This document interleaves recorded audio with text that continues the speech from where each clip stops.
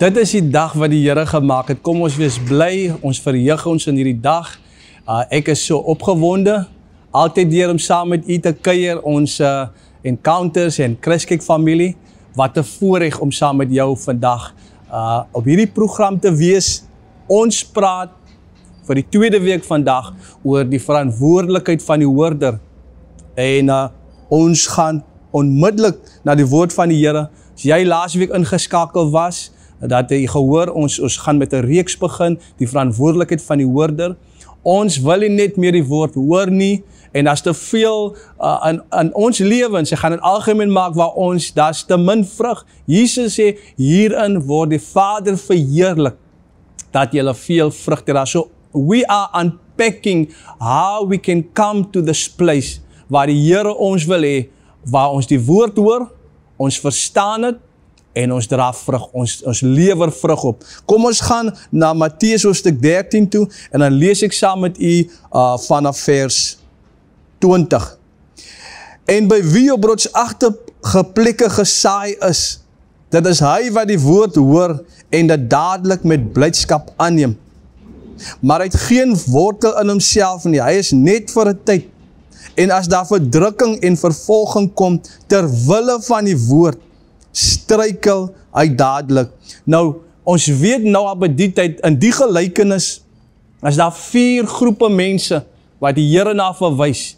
En dit is vandag die geval, 4 groepe mense. Ons het laasweek gepraat oor die een groep, waar die woord word gesaai, die woord word bedien, die woord gaan uit, en die persoon, of hierdie groep mense, hulle verstaan nie die woord nie. Dis die persone wat by die pad langs gesaai is. Nou, as jy nie die woord verstaan nie, dan kom die bose.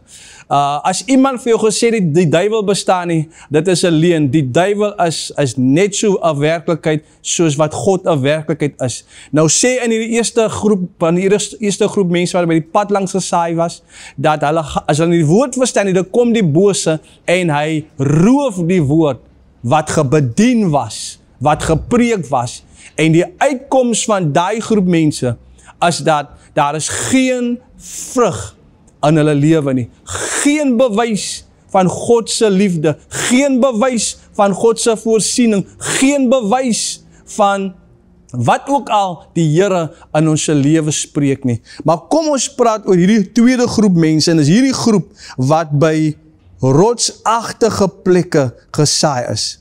Daar is die Engels vertaling wat sê, rocky places, right? Dit is hy wat die woord hoor, luister gou hierna, en dit dadelik met blydskap aanneem. Ek wil eens vir 'n oomblik daar staan, wat dadelik die woord aanneem. Het laat my dink, en daar's baie van ons wat kan relate met dit, dat wanneer die woord uitgaan, jy weet, dan spring hierdie groep, nie almal nie, maar as 'n groep wat opspring, man, hulle sê amen, halleluja, jy weet, en gaan te kere.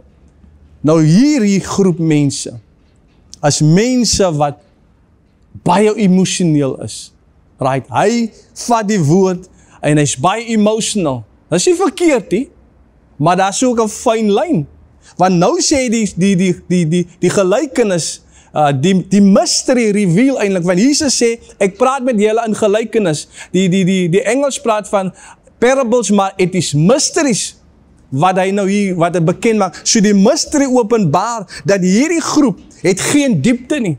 Jy sien, die ding is jy sal nou dink dat hierdie gelowige wat elke Sondag na Sondag, hy spring, hy mense gee vir jou, as ek nou met predikers vandag praat, die mense gee vir jou moed, jong, ek sê jou, hy gee vir jou moed om te preek, hulle lig jou op, as hulle so beaam, en halleluja, en het lyk, hulle kan, by elke woord wat jy uiter, spring hulle op. Nou, dit is ook nie almal, ons weet dit, maar, nou hierdie groep, jy kan nou dink, as dit hulle wat gaan deur dik en dun staan. Want ek meen nou, as aan hierdie suster of hierdie broer wat so, elke Sondag man, dan is hierdie persoon so vol moed, en amen en halleluja, dit dreun in die plekkie waar ons by mekaar kom. En dit is bemoedigend. Maar dan vind ek uit, dat so 'n persoon is nie altyd die persoon met die diepte nie. Is nie altyd die persoon wat so skree en emosioneel raak. wat deur die dik en die dun gaan staan nie. Jy sien, wanneer die verdrukking kom, sê die gelykenis, Jesus sê, wanneer die verdrukking en die vervolging kom, dan struikel hierdie gelowige baie maklik.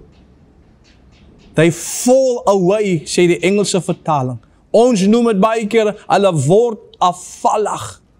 En ek wil vandag met hierdie persoon, hierdie groep wil ek praat. Jy sien, daar is nie 'n fout, emotions is nie verkeerd nie. Die Here het ons 'n siel gegee. Ons weet dit. If you want to be happy, be happy.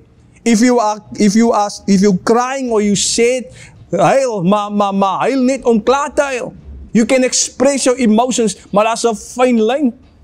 Jy sien, ek en jy ons moet baie versigtig wees, hoe ons, veral as dit kom by die woord van God, en hoe hanteer ek my emosies, hoe laat ek nie toe dat emosies die oorhand kry in my lewe nie, want op die einde van die dag, wanneer die vervolging kom, en hulle gaan kom, Jesus sê, when persecution come, wanneer die vervolging kom, wanneer die druk kom, dit gaan kom familie, ons weet het nou by die tyd, en as jy dit weet nie, dit gaan kom. En vir hierdie rede, omdat dit gaan kom, het ek diepte nodig. Moet ek by 'n plek kom waar ek is nie so emosioneel nie, maar ek staan vas nou in geloof. Ek hoor wat die woord sê en ek laat nie toe dat my emosies met my rond hardloop nie. Hierdie groep word eintlik, as ons mooi na dit kyk, is die groep wat deur hulle emosies beheer word. En die moment wanneer ek en jy deur emosies beheer word, dan is ons in 'n gevaarsone. Met ander woorde, dan as ek daai gelowige wat ek het mood swings. Een dag as ek op, die ander dag as ek af. Jy sien? So, en die ding met emosies, wanneer ons beheer word deur emosies, baie kere, dan mis ons kosbare oomblikke. Maar my emosies het met my, het oorgevat. Ek mis divine appointments.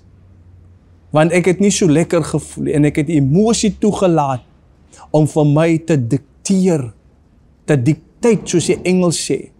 Familie, die realiteit hierse is dat ons moet emosionele intelligensie bou. Ek moet kan erken, ek moet kan weet wat doen ek met my emosies.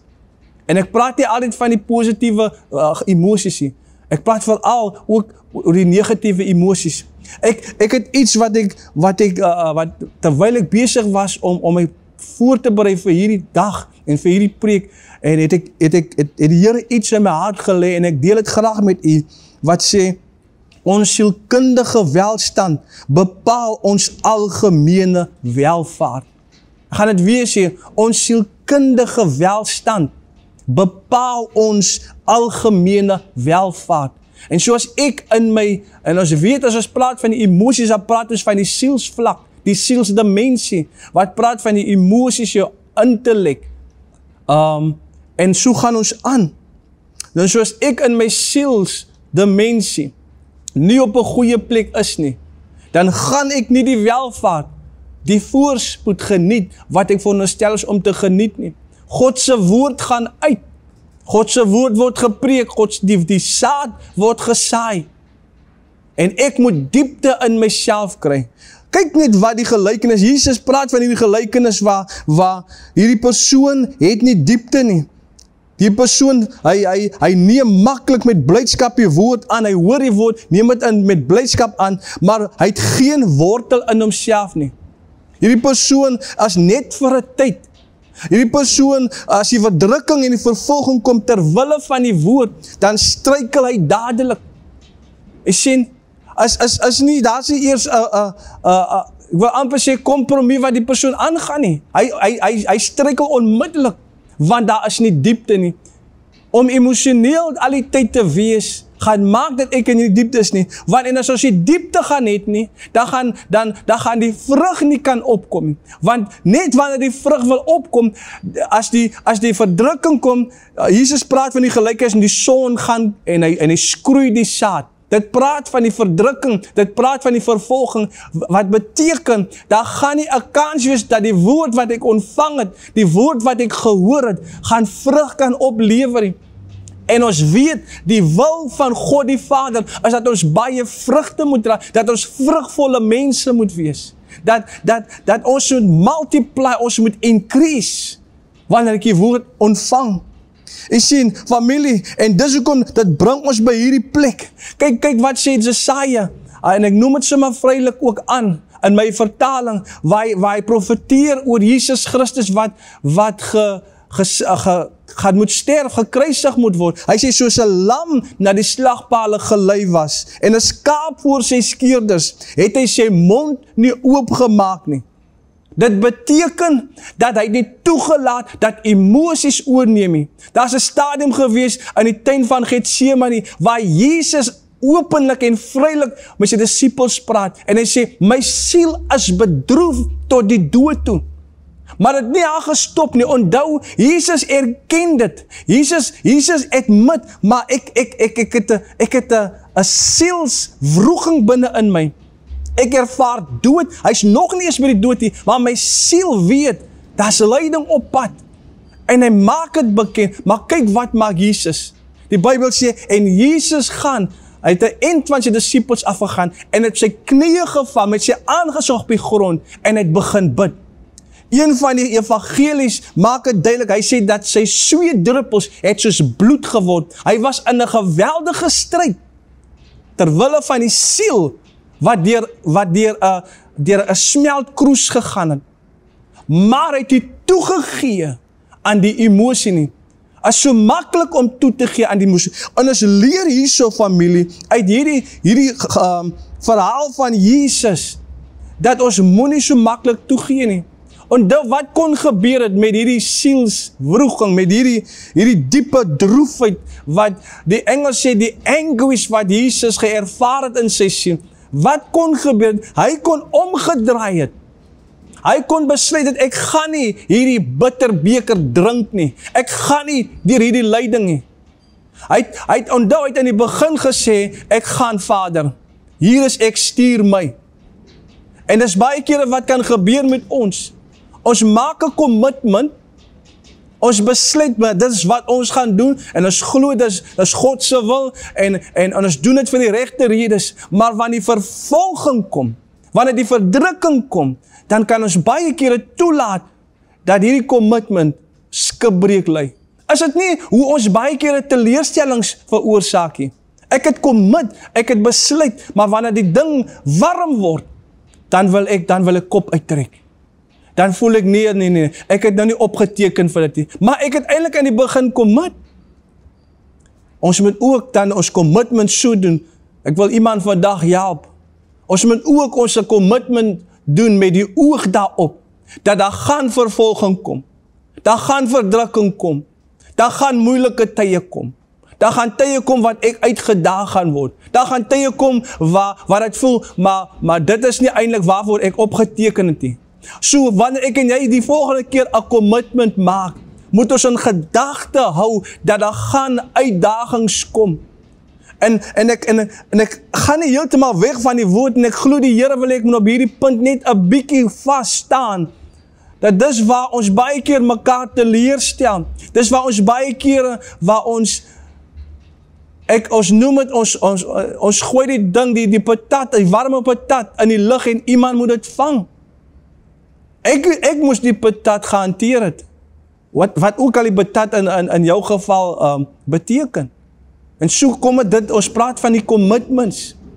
Dalk is jy iemand wat vandag, jy het 'n commitment gemaak. En jy weet, jy is op 'n plek waar jy word nou uitgedaag. En die commitment word nou bevraagteken deur omstandighede, en daar's 'n aanval op die commitment wat jy gemaak het. Ek wil eintlik vandag vra vir iemand, wat is die commitment wat jy gemaak het? Wat is die commitment wat jy weet, dat in jou hart was jy seker, toe die dag toe jy het gemaak het, toe weet jy, dit is God se wil, dit is God se plan, met betrekking tot hierdie commitment. Ek wil iemand vandag sê, as jy weet, toe jy die eerste dag, die commitment gemaak het, en jy geweet het, dat jy doen het met die regte motief, en dat jy glo dat die seën van die Here, en jy het God se goedkeuring op dit, dan wil ek jou aanmoedig, te midde van die uitdaging, om die commitment te eer. om die commitment, om vol te vast te staan, ekskuus, met hierdie commitment. Ons kan so baie kere, kan ons dinge veroorsaak, omdat die uitdaging kom, die hitte kom, die druk kom. En is dit maar ook nie so nie, dat ons karakter word eintlik maar geopenbaar, wie ons regtig is, wanneer die druk kom. En so vandag wil ek vir iemand bemoedig, dat wanneer die druk kom, die vervolging, dat ons moet op die Here vertrou. Moenie emosioneel in 'n ding in 'n hardloop, sonder om dit deur te dink nie. Dat is wat gebeur het met hierdie groep. Toe die saad gesaai was, hy was so emosioneel, maar toe die verdrukking kom en die vervolging kom, toe struikel hy maklik. Moenie net met emosies hardloop nie, maar kry substance, kry vastigheid, kry die woord, kry die vleis van die woord. Ons noem het the meat of the word. Don't let emotions dictate you. Emosies kan ons in 'n positiewe lig gebruik. En soms is dit so, ons voel nie so goed nie, en daar's nie altyd sulke goeie emosies nie, maar dan wat doen ons met dit? Ons bring dit na Jesus toe. Ons bring dit, ons onderwerp het aan die gehoorsaamheid van Christus. Ek wil afsluit vandag, familie. As die Here na ek en jou kyk, dan kyk hy na ons as bome.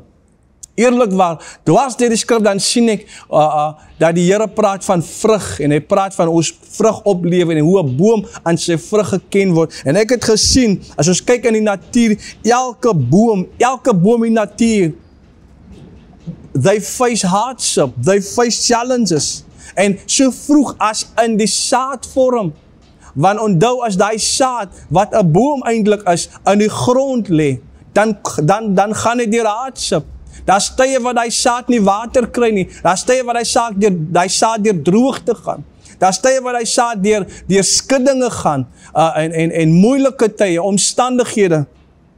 En ons sien ook dat hoe bome hulle blare verloor in die herfs, dan lyk dit asof dis dood en daar's niks meer hoop nie, maar dit is net 'n seisoen. Daai appelboom bly 'n appelboom, al val sy blare af in die seisoen. Ek wil vandag vir iemand sê, hier is die geheim. Ons bring voort deur ons volharding. Kom ek noem dit in Engels, we produce through our perseverance. Wanneer ons volhard in die moeilike tye, as wanneer ons volhard deur die druk omstandighede, as eintlik hierdie druk omstandighede, wat baie kere ingredients is, vir vrug wat opgelewer moet word. Ons dink baie keer as net die son, en dit is net die reën, wat maak dat die boom vrug dra, maar dis ook die wind, dis al die seisoene wat maak.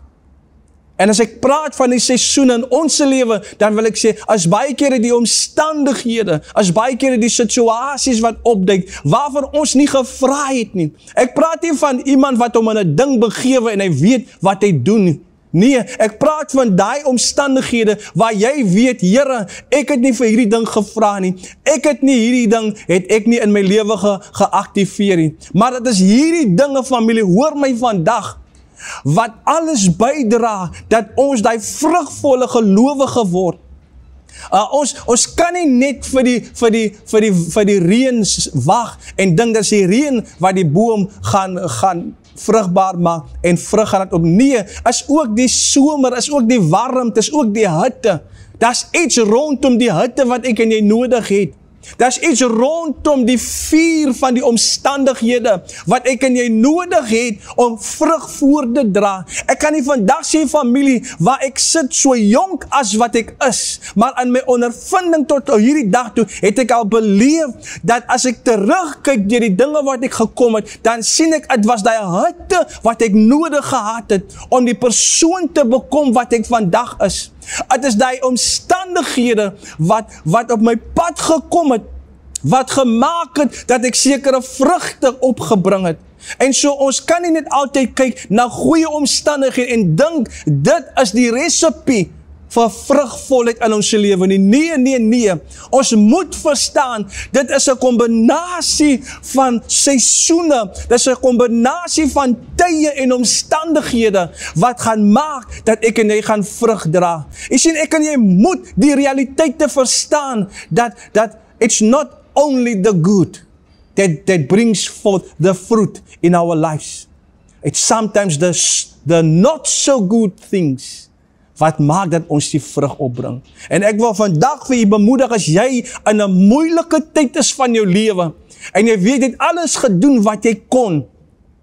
Donnie McClurkin sing so 'n mooi song waar hy sê, after, in die lyric sê, after you have done all that you can, you just stand. As jy alles gedoen het wat jy nie vermoë kon gedoen het, deur geloof, dan al wat nou oorbly is om te staan en om die Here te vertrou. Die Here sê vir Jehoshaphat, hy sê, Jehoshaphat, julle gaan nie hoef om te beklei nie, neem net jou posisie in, neem net jou staanplek in, en aanskou die verlossing van die Here. Ek wil vandag vir iemand sê, neem net jou staanplek in, nadat jy alles gedoen het, en aanskou die verlossing, aanskou die deurbraak, aanskou die voorsiening, verwag dit, sien uit daarna, wat die Here gaan doen. Ons is hier, want ons het 'n verantwoordelikheid, ons praat oor die verantwoordelikheid van die hoorder. Kom ek en jy neem die verantwoordelikheid op, vandag, en besluit, ek gaan nie toelaat om 'n emosionele gelowige te wees, ek gaan nie, I'm not gonna settle for that, ek gaan 'n geesgevulde gelowige wees, ja, wat 'n siel het, en wat weet hoe om sy emosies te hanteer. En op so 'n manier, dan gaan ons goeie vrug dra. Ek sluit af, familie, dat wat ons moet doen, die oplossing vandag, ons verwyder die hardnekkige en die goed wat ons emosies, wat deur emosies gedryf word. Baie keer is dit die gedagtes, hardnekkige gedagtes, stubborn thoughts, wat deur emosies gedryf is, en deur emosies gereinforce word. Maar wat kan ons doen om dit te ontwortel, om dit te verwyder, as deur God se woord. Die woord van die lewe, die woord van waarheid, want die woord is kragtiger as enige tweesnydende swaard. En ek glo iemand was vandag bemoedig, en hy was geseën deur die bediening van die woord. Ons gaan volgende week aan. Jy is geseënd. Amen.